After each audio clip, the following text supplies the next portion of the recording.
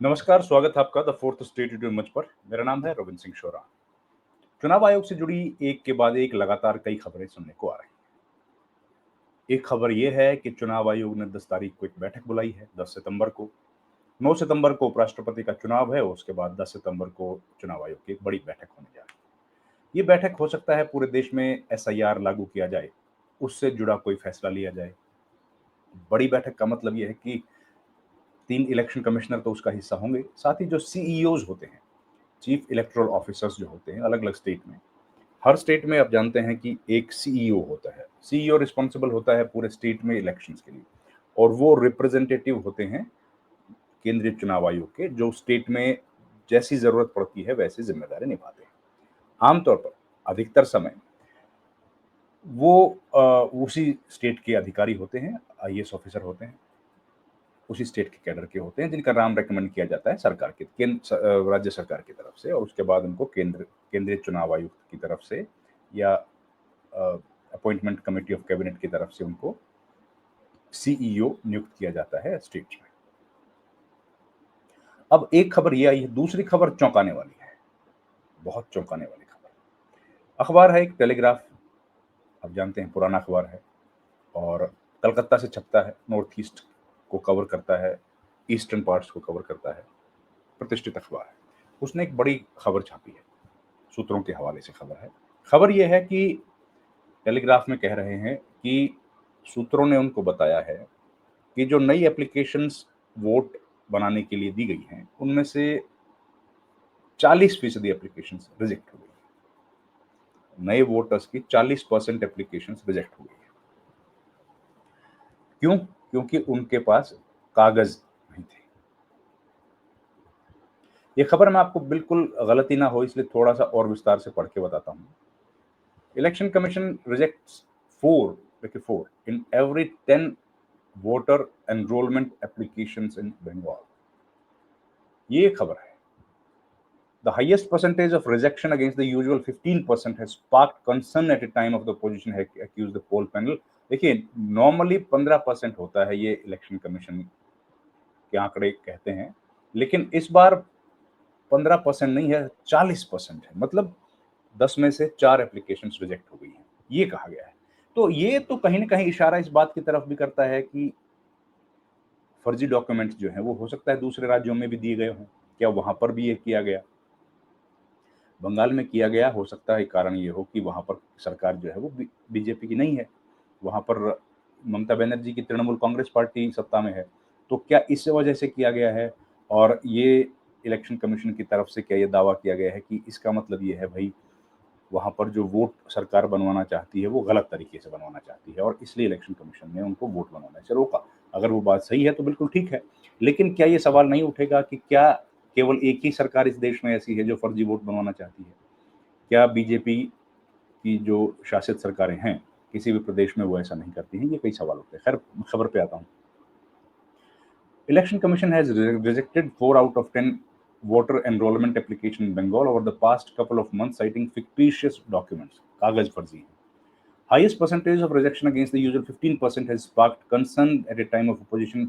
समय आप देखिए कैसा है, ये समय ऐसा चल रहा है जब ओपोजिशन लगातार एक के बाद एलिगेशन लगा रहा है कि इलेक्शन कमीशन पार्टीज़ां रवैया अख्तियार कर रहा है और जो तरीका उनका काम करने का है वो गलत है। कुल 10 lakh applications were received by the EC seeking inclusion of names in electoral rolls. ये देखिए आंकड़ा दिया गया है, एक सूत्र को आंकड़ा दिया गया है कि 10 लाख एप्लीकेशन रिसीव हुई हैं ईसी ने इलेक्टोरल रोल्स 1 जून 2025 से लेकर 7 अगस्त के बीच में, तो करीब 1 महीना और 7 दिन का समय हुआ। 6 lakh applications processed and the remaining 40% were rejected as they were supported by fictitious document. 10 lakh में से 4 लाख 40% हो गया, उतने को रिजेक्ट कर दिया गया। ये तो मैसिव रिजेक्शन है, तो ज़ाहिर है इस पर तो विवाद होगा।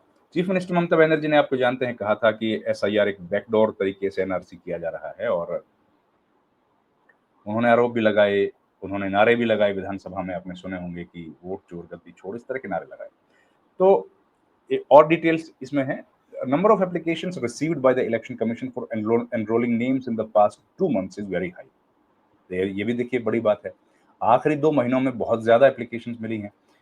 इससे मतलब यह है, it is assumed that people apply to get their names included in the electoral rolls ahead of the SIR, and also the number of rejection too is very significant.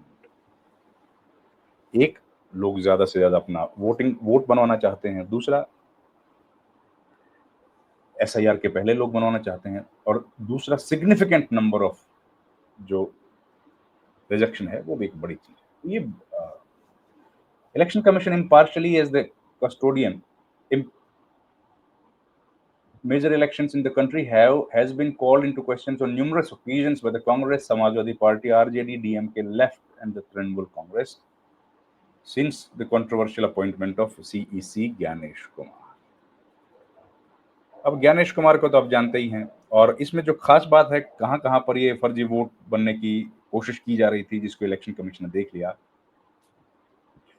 वो है the EC has instructed the Bengal government to suspend 4 officials and lodge FIR against them for after irregularities were detected in the voter rolls of Moina, East Medinapur, Baripura Purba and South 24 Parganas. ये जिलों के नाम हैं। Election commission के सूत्रों ने यह भी कहा कि EC had became cautious in the inserting names in the electoral rolls after it was found that several voters were included in some assembly seats of Bengal based on fictitious paper.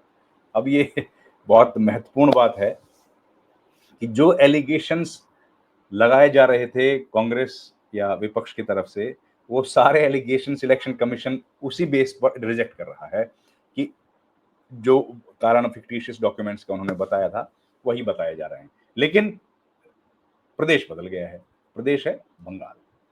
और देखिए, मैं बताता हूँ, देखिए मैं जान के ये खबर आपको पढ़ के बता रहा हूँ ताकि कोई दिक्कत ना हो, कोई कमी ना इसमें देख पाए हम लोग। और FIR तक रजिस्टर करने के लिए बोल दिया कि कुछ लोग फर्जी काम कर रहे थे, कुछ अधिकारी जो है फर्जी तरीके से वोट बनवाने की कोशिश कर रहे थे, उनके खिलाफ FIR हो। अब ये The EC has now made it mandatory for BLOs to be appointed from the pool of government employees in the Group C category. And अब देखिए, कॉन्ट्रेक्चुअल एम्प्लॉइज जो हैं उनको हटाओ। बिहार में कॉन्ट्रेक्चुअल एम्प्लॉइज ये काम कर रहे हैं, लेकिन यहां कहा जा रहा है कि कॉन्ट्रेक्चुअल एम्प्लॉइज को ये काम मत दो, ये काम आप दो किसको, जो परमानेंट नौकरी पर हैं बंगाल सरकार की। अब देखिए, अलग अलग स्टेट में अलग अलग कानून है। The EC found the instance of bogus name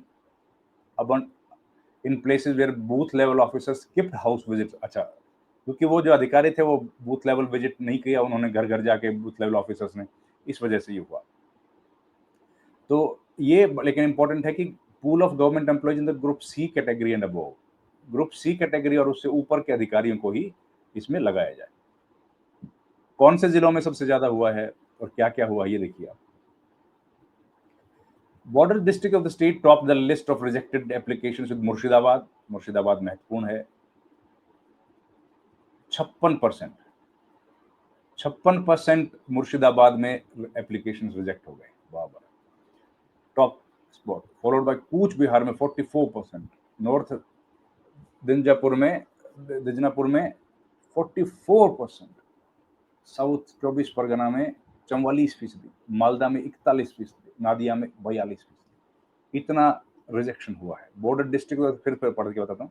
Border districts of the state top the list of rejected applications with Murshidabad with taking the top spot 56%। 50 मतलब 100 में से 56 एप्लीकेशन रिजेक्ट हो गई हैं। कमाल। जाहिर है राजनीति तो होगी, तो राजनीति में कांग्रेस पार्टी ने कंडेम किया है large scale of rejection of voter application. The party chief spokesperson in Bengal Saumya Roy called it पर ये SIR की शुरुआत है। तो ये खबरें हैं, ये तो बड़ी। और इलेक्शन देखिए होने वाला है। अब ये इलेक्शन जो है वो आप जानते हैं कि बंगाल में चुनाव 27 में है, 26 में है, बल्कि ये जो बिहार का इलेक्शन होगा उसके तुरंत बाद बंगाल का चुनाव है। और बंगाल और बिहार के इलेक्शन के बीच में मुश्किल से 2 महीने 3 महीने का वक्त होगा। नवंबर में होपफुली बिहार का इलेक्शन है, जब घोषणा करेगा चुनाव आयोग, और उसके तुरंत बाद घोषणा कर दी जाएगी बंगाल और आसाम के चुनाव की। दोनों चुनाव पर पूरे देश की नजर रहेगी। हालांकि महत्वपूर्ण चुनाव है तमिलनाडु और केरला का भी, वो भी इनके साथ ही होगा, और पौंडीचेरी का इलेक्शन भी होगा 5। तो अगले 6 महीने में हम लोग देखेंगे 6 विधानसभाओं के चुनाव, और उस चुनाव से पहले चुनाव आयोग की जो रेपुटेशन है, जो साख है, इकबाल है, वो बिल्कुल निचले पायदान पर खड़ा है। क्या चुनाव आयोग अपने इकबाल में, अपनी साख में, रेपुटेशन में कुछ मजबूती लेके आ पाएगा? ये सबसे बड़ा सवाल है। उम्मीद है जवाब देगा इलेक्शन कमीशन। इस वीडियो में इतना ही। आपसे गुजारिश है, हमारे चैनल को लाइक, शेयर और सब्सक्राइब जरूर कीजिए। आपका बहुत बहुत धन्यवाद।